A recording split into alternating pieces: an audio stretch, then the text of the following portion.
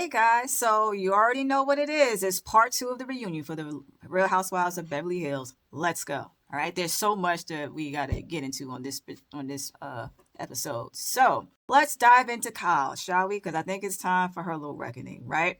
So Kyle, of course, spoke a lot about her relationship with Mo, and she spoke about how there was a time when she went out with Rachel and he was flirting with women all in front of her face, and she was like, "Hello, I'm your wife of 30 years. Did you forget?" No, baby, did you forget? I think you got to remember you started this now. Like, granted, there have been, rumors about Mauricio in the past about affairs, but those affairs were never made national news, okay? I think we got to go back to the separation. You were the one who flaunted Morgan all on national television, okay?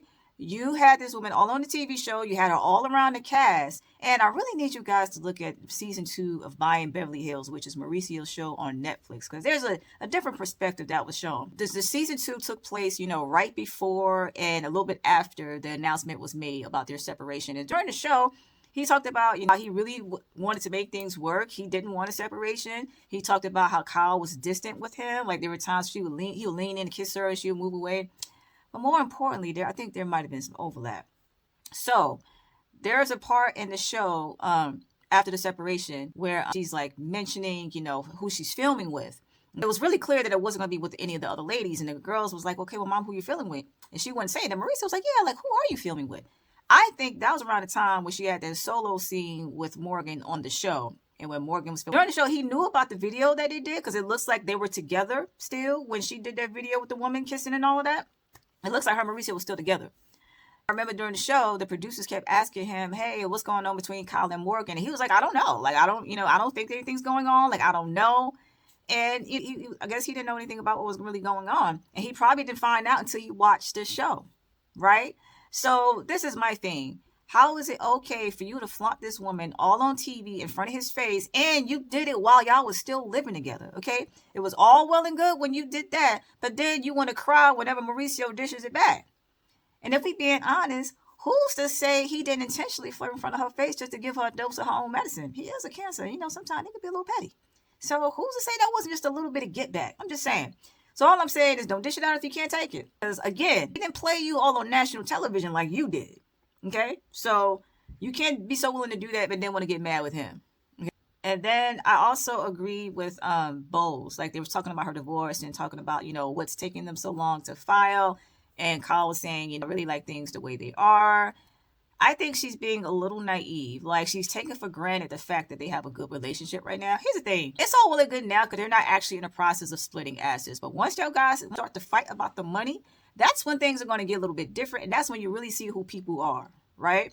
Sutton kind of alluded to that as well. Like, I think if anything, you want to go through with your divorce while you are amicable. So I think Bose is actually right about that. You might have a better chance of coming to an agreement because you guys are on good terms. But I wouldn't take for granted that just because you guys are amicable, that he's going to be transparent about everything, right? And you got to also look at it too. The longer y'all stretch this out, the more time you give him to hide some assets that you might not have known about, okay? So I would still think that she should want to hire a forensic accountant to make sure that she knows about everything. Make sure everything is on the table, not just the agency, because there could be other things that's at play. But also from a business perspective, you kind of want a divorce sooner rather than later anyways, right? Because think about it. What if Kyle is in a position where she starts a new business? What if she gets some lucrative opportunity while she's still married to Mo? Is she really going to want to have to split that when they're not together? No. And also, I think she's wrong about waiting until someone else comes into the picture, because that's the time where the divorce might become contentious. Because we already know how it is, especially if Mo is the one who meets somebody first. Women sometimes have a tendency to want to get in his ear and try to influence the divorce. And then, of course, that's when things are going to go left. So I think if Kyle is really certain that she doesn't want to be with Mo anymore, I think she needs to go ahead and just cut the cord. And yes, it may be different, but that doesn't mean that you can't still have those family vacations as long as, somebody else isn't in the picture yet. It's just a matter of communication. And I think she's just afraid of letting go. And maybe Dorit's not wrong when she asks her, "Are you waiting for him to come back?" I think if we're going to be real, I think Kyle likes her cake and eat it too. I do think a part of her is kind of like holding on to him. And I don't know, sometimes I feel like she wants what she can't have. Because like I said, if you go back to Buying Beverly Hills and the season on Real Housewives when they announced the separation, she wasn't checking for Mo. She was over Mo. She was snappy with Mo. Okay. And she was like, you know, he can date, do what he want to do. She wasn't thinking about Mo because it was all about Morgan during that time. And I feel like things have changed now. I think people are okay when they're the ones who's moving on, right? She was okay because she was moving on, but now that she has to see him live so carefree and live this bachelor life and not even give her a second thought, especially when they were looking at the house together, and he was just kind of checked out at that point. Problem is, you gave him a taste of freedom now, and now he's over it. You know what I mean? So you got to be careful what you ask for. Like, if you really wanted things to work, you should have worked at it. But now it might be so a little late because he got a little taste of that free life, and he's not checking for you anymore. So I mean, I don't know how that goes at this point. And then let's talk about her relationship.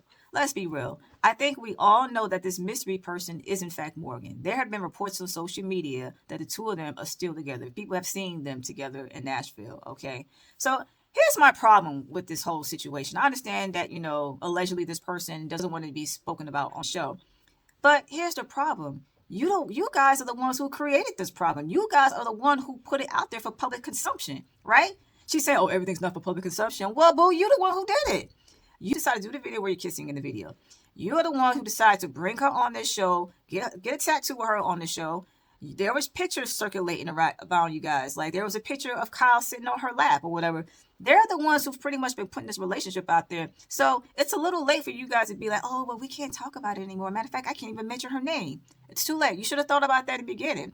I'm pretty sure this woman knows that she's a reality TV star. So she knew what she was getting into. So it's kind of too late to be like, oh, well, you know, I don't want to talk about it anymore. Like, I don't think that's fair. And here's what she got to realize, because she made the point that I guess she's a little annoyed with the fans because we keep getting at her about the fact that she doesn't want to talk about her life these last couple of years. She's talking about, well, you know, it's just that one thing that, you know, I don't want to share. But let's be real. I don't think we would care so much if Kyle wasn't the type of person that always stayed in everybody else's business. Throughout the whole time of Beverly Hills, she has always been the main cast member that wants to hold everybody accountable, right? Let's go through the list for a minute. She's the one who aired out that her sister was an alcoholic in season 1 when they got into the argument in the limo. She's the one, now granted they all had turned against LVP, but she was the main one that went up against Lisa Vanderpump with the whole dog situation, okay? Let's not forget about how she did Denise Richards when Brandy came on the show alleging that the two of them have an affair. Instead of Kyle backing off because Denise was supposed to be her friend, she actually used the word accountable. Like, she kept forcing Denise to talk about it and kept trying to want her to be transparent, even though it could have really blown up her marriage during that time if that rumor was in fact true. But Kyle didn't care. Kyle kept pushing. And then there was Erica with her scandal. Kyle was one of the people too, trying to hold Erica accountable and, you know, coming at her about it. And now, of course, we have Dorit with her divorce. Now, granted, some of the stuff she's saying is right, but the point is she's still in Dorit's business about it. So how is it that you can hold everybody else to a different standard than you hold yourself? It isn't fair that you get to keep yours to private, but everybody else must share. And then I didn't like the fact that, like, you know, both her and Erica were acting like it's okay for them to keep their relationships private. But meanwhile, it was just last season at the reunion when everybody was on Garcelle's case trying to make it seem like she doesn't really share and talking about her love life and this and that. They wanted her to share so much, but meanwhile, they're not sharing. And if we're being fair, I feel like Garcelle did share. She shared about her family. We saw that woman working. We saw her buy another house with her own money. Meanwhile, all Erica did last season was renovate her apartment. And she's done very little this season. Now, granted, she did share about her DV incident, but there are other layers to Erica that we're not seeing. So I think they have different standards. And I think it's important to bring up a couple of other points. Overall, I feel like Andy could have pressed Kyle a little bit harder. He could have asked her about the fact that, is she deflecting with Dorit's storyline because she doesn't want to talk about herself? I just feel like, if we're going to be honest, the Beverly Hills cast is held to a different standard than some of the other franchises. I don't know if any of y'all have ever watched the Atlanta franchise, but if you recall, way back when Kenya married Mark, the network was upset with her because she did it off camera, and nobody knew that she was going to marry this man. In fact, they gave her an ultimatum. But if I'm not mistaken, I think she was fired, suspended for a season because of it. And the only way for her to come back to the show was if she came back with Mark and talked about her marriage with Mark on the show. So how is it you can get fired for that, but it's okay for Kyle to have a whole secret relationship and not talk about it on the show? It's not right, is it? Same thing on Potomac. Robin got in trouble because there was an incident that happened with wine that she didn't really want to talk about on the show. Now, granted, her situation was a little bit different because she ended up talking about it on her own podcast that she has with Giselle. And Bravo didn't like that. And Andy gave her a hard time about it. But so why are we not holding Kyle to that same standard? I appreciate the fact that she's been there 15 years, but at the end of the day, she's an employee. So she's expected to perform every single season, just like everybody else. Now, granted, she's not the only one who's not sharing, but I don't think it's right that she gets to slide by and not share a very personal relationship. And I have to say, I like it when Dorit called Andy when he was asking her about the relationship, whether or not they actually break up when the film is over. And she's like, dude, she right there. Ask her. Why are you asking me? And it's right. Like, Andy, why don't you ask her? Hold her accountable for it. So I did like that. Here's another important part. When they were talking about the person that they can't mention, she mentioned the fact that the woman is not a cast member and not getting paid to be talked about. Well, if that's the case, shouldn't the same thing apply to PK and Garcelle? Because if you think about it, neither one of them are getting paid to be cast members either. But they have been storylines throughout the show because they keep talking about Garcelle every so often. And Lord knows they've talked about PK the entire season. So shouldn't that same thing hold up for them as well? So how is it y'all can talk about them all day long, but we can't talk about this person because they're not a cast member? So I think we got a little double standard there. And now let's talk about Bose, okay? First of all, if your course was really for a charitable moment, then why wasn't it free if you really wanted to be charity, okay? I think my issue with Bose is that she's a little bit of a hypocrite, okay? How is it that it was okay for her and Erica to do the search about Amanda and read whatever happened to come up, whether it was negative or not? And when Amanda calls you out, I might say, oh, we didn't search for negative reviews. That's just what came out. But then when Amanda does it to you, then it's, oh, well, you read it in a way to criticize me. I mean, like, if you can dish it out, you got to be able to take it. And I think there's an important fact that people are kind of overlooking. Like, if you use ChatGPT, understand how it works. So if you recall, she in the car, when she was comparing herself to Amanda, she searched herself through ChatGPT. She asked ChatGPT to talk about herself. Think about it. Your ChatGPT is going to be more favorable for you because it's gotten to know you through your chats. So naturally, it is going to create the best light for you unless you ask it to tell you otherwise, right? So that's one reason why she has such a glowing recommendation when GPT searched her, because her own ChatGPT is going to be positive. It's going to be biased towards her. Now, don't get me wrong. I'm not at all trying to discredit her career or anything like that, but that's just the facts. Like, that's just how ChatGPT works if you're asking it about you personally when you're the one using it. And then, of course, you know, she's annoyed because I think we all have seen she's made this video because she's annoyed that she was asked about her tenures and Andy made a face.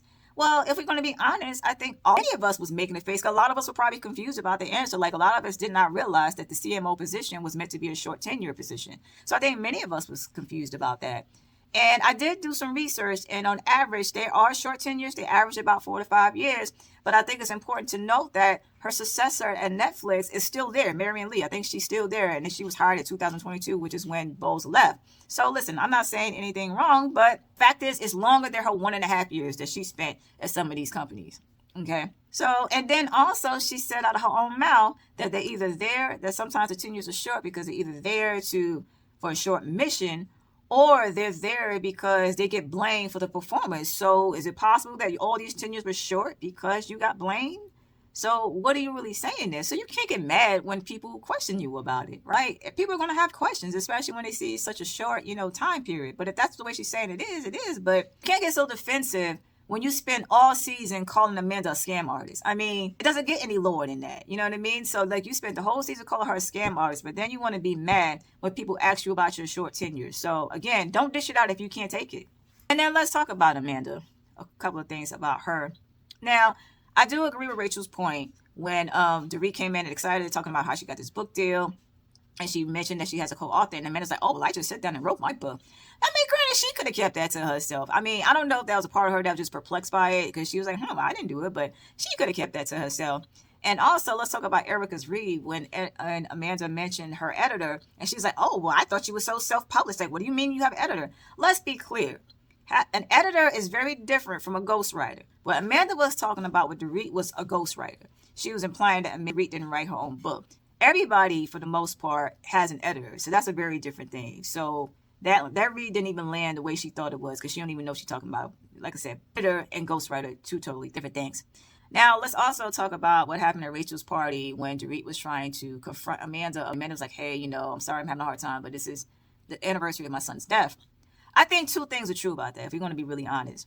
I do think that Dorit was wrong for still trying to push the discussion after she said that.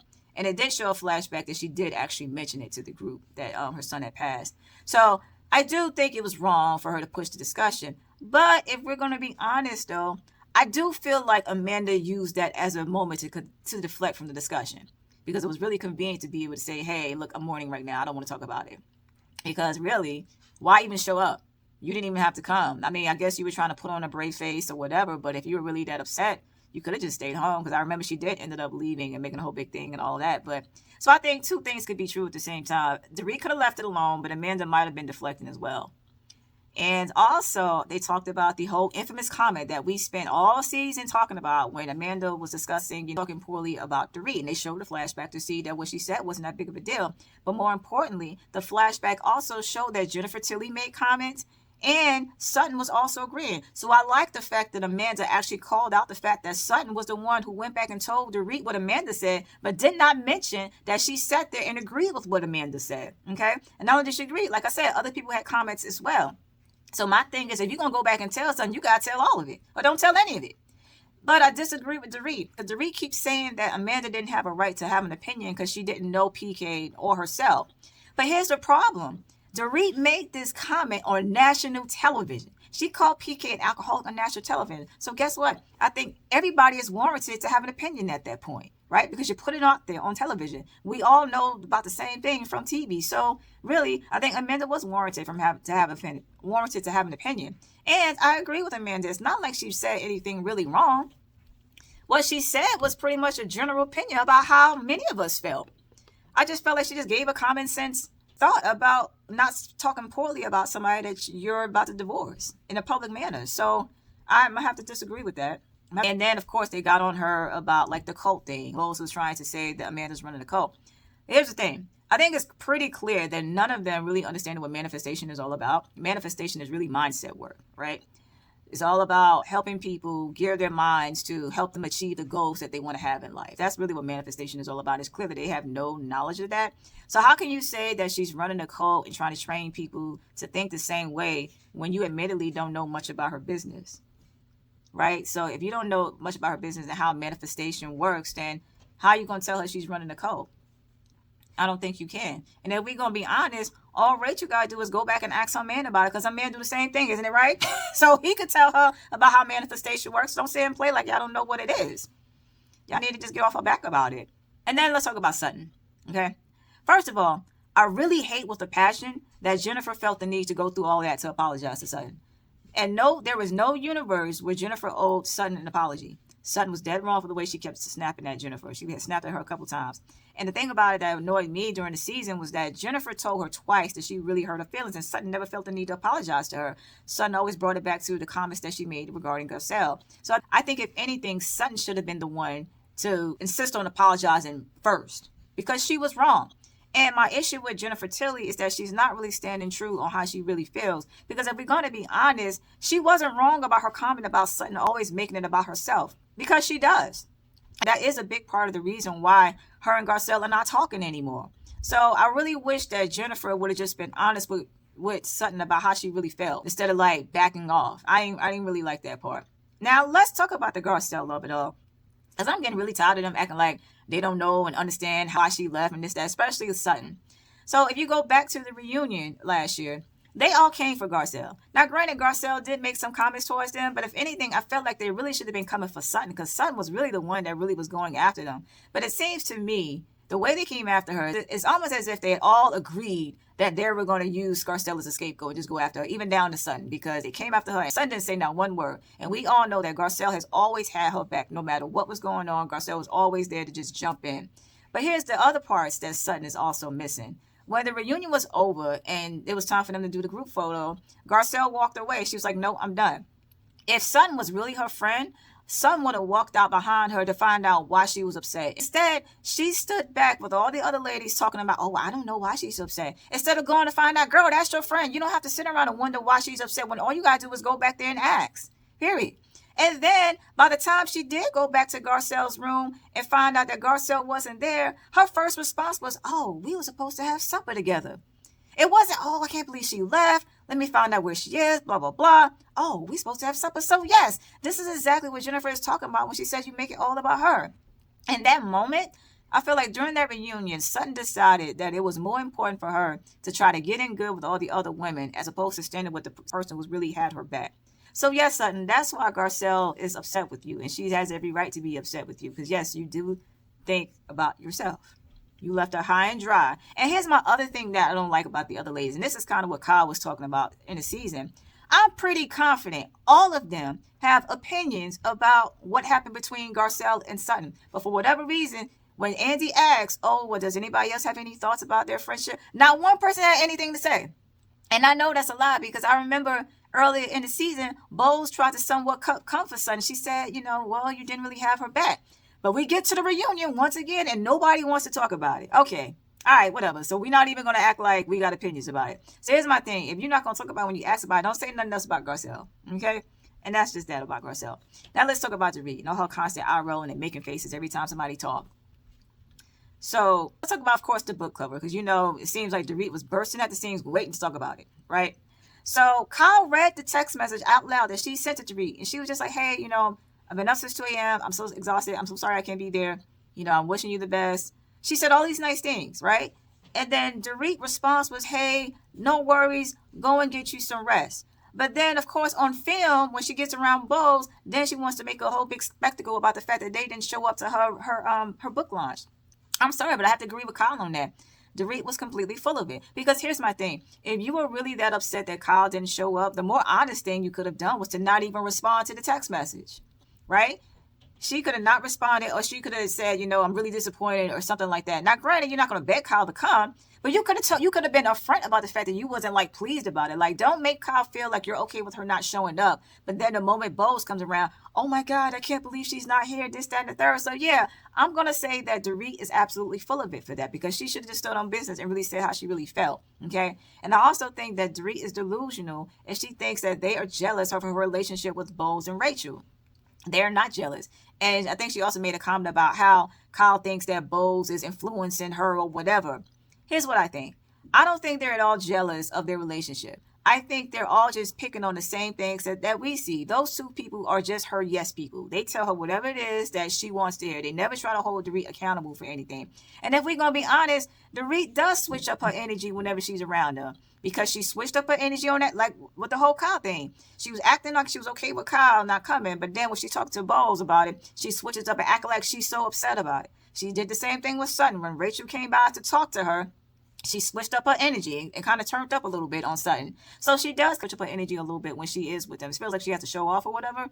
But if we're going to be honest, I do feel like Rachel and Bose does try to put a wedge in between Kyle and Dorit. It's almost like they don't necessarily want them to be friends, if we're going to be honest. Because like I said before in one of my other videos, Bose did start that argument between Dorit and Kyle about Kyle discussing her finances. Because like I said, she was the one who went back and told her. She was the one who went back and told Dorit. And she only told Dorit what Kyle said. She didn't tell her what she said.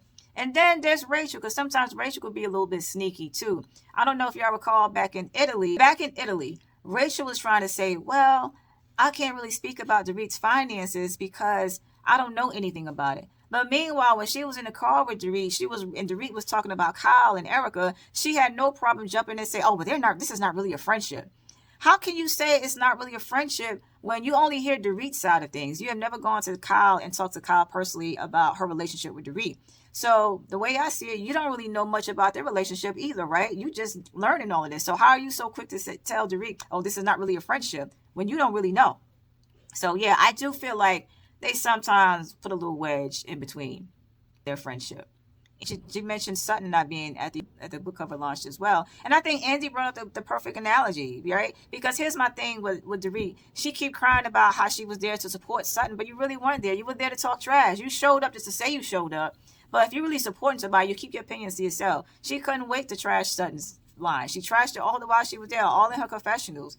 But yet, you want to sit here and talk about how you support her. I actually agree with Sutton. I think if you're not going to truly support me and be there for me, then don't show up. And Andy was right. And Andy kind of shady, if we're going to be honest, because that's probably how he felt about the book cover when he said, well, how would you have liked it if Sutton had said, well, I can't believe she's having a party and there's no book and the book cover could be better. Who's to say he don't really feel like that? He being shady a little bit. Okay. But he's right, though. And I thought it was a perfect analogy. And of course, she's reflecting, oh, well, that's not a good analogy. It was a perfect analogy because that's exactly what you did. But of course, Dorit just doesn't want to take any type of accountability. And then not to mention her argument with Erica. And Erica was trying to tell her, hey, you really hurt my feelings when you said that, oh, I'm just coming after you to save your job or whatever. But if we gonna be fair though, I don't even know why Dorit made that comment, because I think we all can argue that she's been performing these last two seasons to save her job. This whole angry, aggressive act that she got going on, we're gonna act like it's not. We're gonna really act like it's not about you trying to save your job. So the way I see it, y'all both in the same boat. Y'all both need this check. So you really gonna come for her about that? Now, granted, Dorit's not all the way wrong. Erica could share more. She's a lot that she doesn't share. But I mean, I don't think she was right for telling her she's just trying to save her job. Shoot, that's all of them are doing. I mean, look at Bose against Amanda. She's coming for Amanda so she can keep her storyline going. Like, isn't that the nature of the job? Oh, and let's talk about Dorit and Kyle for a second when they were talking about their friendship. In the midst of their argument, Kyle says, well, you keep talking about our friendship when we haven't been friends in the last 2 years. And then Dorit was like, okay, well, stop saying we friends then. I have to agree with Dorit in this moment, because either friends or you're not. Because I think we do remember back in, I forget what reunion it was, Kyle did say that they weren't that close. But this season, she says that her and Erica are the closest people there to her. And maybe in that moment what she meant was that they knew her the longest. Maybe that's what she meant when she said closest. But, I mean, you do got to decide. You're either friends with this girl or you're not friends with her. Like, what are y'all really doing? And if you're not friends with Dorit, I think I kind of understand what Dorit's saying. Like, okay, if you're not friends with me, then why are you worried about what I'm doing?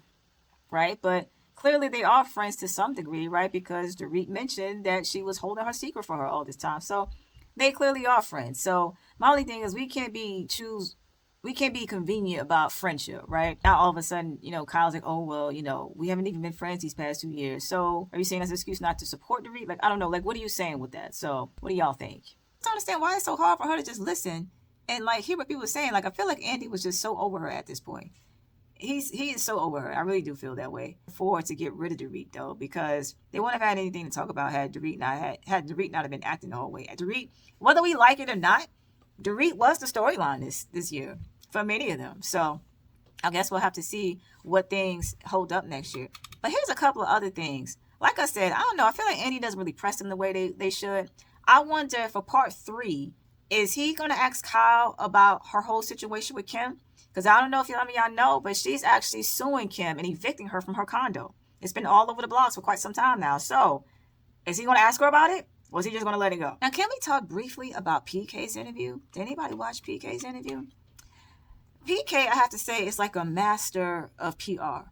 He was very mindful not to say anything outright negative, but at the same time, I feel like he said enough. He basically admitted that he was the reason why she was on the Housewives show. He said, during this time, he filed for bankruptcy. He decided to move to the U.S. to start over. And someone told him that the only way he's going to really make it in L.A. is if he had access power or elected to call the next day about casting for the Housewives. He said that Dorit didn't even want to be on the show. He said that he was the one that pushed Dorit to be on the show. Okay, why? So he can have that celebrity access so they can make it in LA. He said he helped sell them on a dream of their life or whatever, and they got on the show. So here's my unpopular opinion about PK. It seems to me PK had a plan and it backfired. PK's plan was to get her on the Housewives show to help build his own notoriety and help get himself off the ground, which did work to some degree. But he was saying how the show didn't always show him in the best light. And he was saying how, like, sometimes the producers, the way they edit things, it would create storylines that weren't true. But he would not dispute the things that weren't true. He just mentioned that. So it seems like he feels like he got the short end of the stick, because Dorit is the one who ended up being the star of the show. And she's the one who's really coming out on top. So it seems to me he might be a little bit annoyed that that's how it played out. And he basically pulled an Ike Turner, y'all. Like, he was like, listen, would Dorit be where she is now had I not influenced it?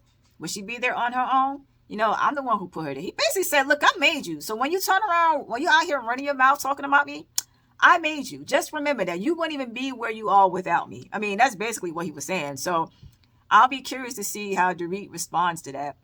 I do agree. He said that he didn't want to litigate the divorce in public because he didn't want to hurt the kids or anything like that, which he's actually, right about. But let me see. He said the show was fun until it wasn't. And like I said, he didn't like being seen in a different light, and he feels like the show kind of changed who Dorit is. He's like, he doesn't even recognize this person. So he's almost said too, like he kind of helped create this monster because he put her on the show. So if we're going to be honest, Dorit didn't mention a couple of times that PK, she did mention the fact that how she's the one who's up now, why PK isn't. So that's kind of true though. And he keeps saying that she's telling her version of the truth. It's not all of it's not true, but he wouldn't say like what isn't true. So I guess we'll just have to see how things play out and how Dorit chooses to respond to this interview. I think he also understands the game. He knows that Dorit has to act a certain way in order to keep her role on the show, and I think that's kind of what he was alluding to. So he said he admitted that he has some fault in the divorce. So I mean, here's my unpopular opinion. I feel like they both are at fault. I feel like Dorit probably did change. If you go back to the episode where he surprised her and reenacted Pretty Woman, you'll see that she was, most women would have been like, oh my God, I can't believe you did this. This is really great. But she was like nitpicking and it sounded very ungrateful. And I think that's just kind of like struck a nerve with PK. At the same time, PK wasn't always perfect either, right? Like we all have questions about this alleged robbery, right? And when she kept saying that she has PTSD from it, because I couldn't imagine if this was real or not. I couldn't imagine how she would have felt being there alone with the kids and somebody coming in, invading the house or whatever, and he wasn't anywhere around. He kept trying to tell her to get over it. And he was gone a lot. He was back and forth to London a lot. He was barely there that last season of Beverly Hills. So he wasn't perfect either. Okay, so I think they both have their faults. I also think that Dorit spending probably has a lot to do with it. But again, he's the one who put her in the celebrity. And the thing is, once you put somebody in the limelight like that, especially on a show like the Beverly Hills, where everybody else has money on the show, they probably felt compelled to present this type of lifestyle, right? In order to keep up with the Joneses. So now it's just probably one of those things where it might have just dug them in some debt. And from what I gather, it sounds like he still was trying to get himself together when they got on the show. And they used the show as a boost. So I don't know. We'll see what happens. But don't forget, if you like this, if you're enjoying this content, don't forget to like and subscribe for more. And we will be back here next week with the part 3 of the reunion, see how they round all these things out. It seems like they're going to get into the whole scammer comment that Bose made about Amanda. And we'll see what happens, y'all. All right, stay tuned.